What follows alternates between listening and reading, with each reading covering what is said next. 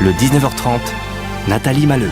Madame, Monsieur, bonsoir. Merci de vous informer avec nous. À la une, l'organisation délicate d'une journée de grève dans le monde enseignant. Ce sera jeudi et il faut déjà tenter de compter les futurs absents.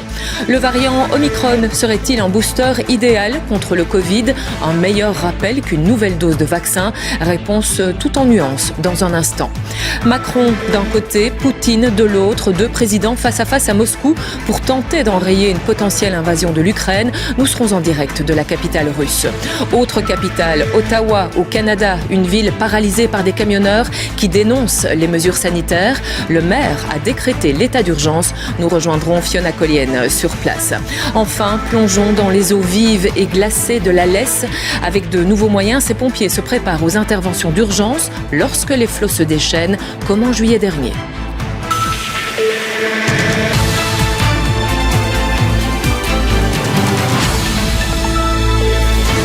C'est une action qui se prépare.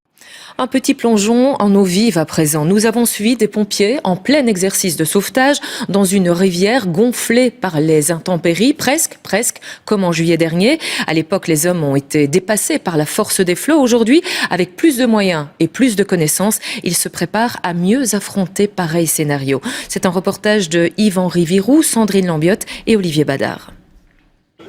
Les sauveteurs en eau vive de la zone d'Inafi sont prêts et ils tenaient à le montrer. Ce matin, ils ont organisé divers exercices de récupération de victimes dans la Lesse. Le matériel est nouveau et performant, les hommes bien entraînés, les leçons des dramatiques inondations semblent tirer. On a été un petit peu pris au dépourvu par certaines circonstances. Les circonstances exceptionnelles du 14 juillet 2021. Je pense qu'il était important de démontrer qu'on en a retiré des enseignements et que nous sommes actuellement déjà en train de mettre en place de divers moyens humains et matériels pour être préparés, pour être mieux préparés, en espérant que cela n'arrive plus jamais. Si l'unité de sauvetage en eau vive existait avant les inondations, elle a reçu depuis cet été un fameux coup de pouce, notamment financier, de la Fondation Roi-Baudouin. Des formations ont été dispensées, notamment par des experts néerlandophones. La connaissance des cours d'eau en furie s'est affinée et du matériel adapté a été acheté, comme cette canne télescopique. Pêcher une victime. Donc une victime qui passe dans le courant ou juste une victime qui est en détresse. Ici près du bord, on sait avec le grappin, aller l'accrocher et la ramener au bord en sécurité, sans se mettre à l'eau. Vous verrez dans quelques mois, on fera également un reportage sur l'achat de 3 drones qui serviront également sur les sites d'inondation pour entrer en contact avec des personnes isolées ou éventuellement aussi pour le groupe de recherche en milieu périlleux.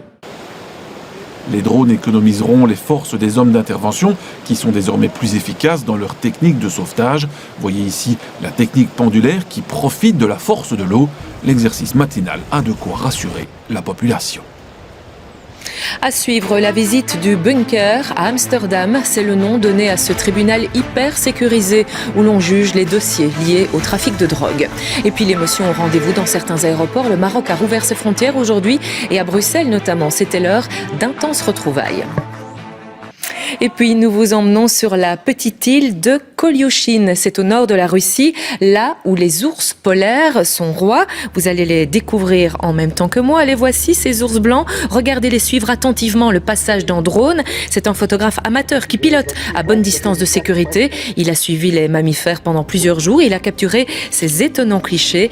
Les ours blancs ont pris possession d'une petite station météo désertée depuis près de 30 ans.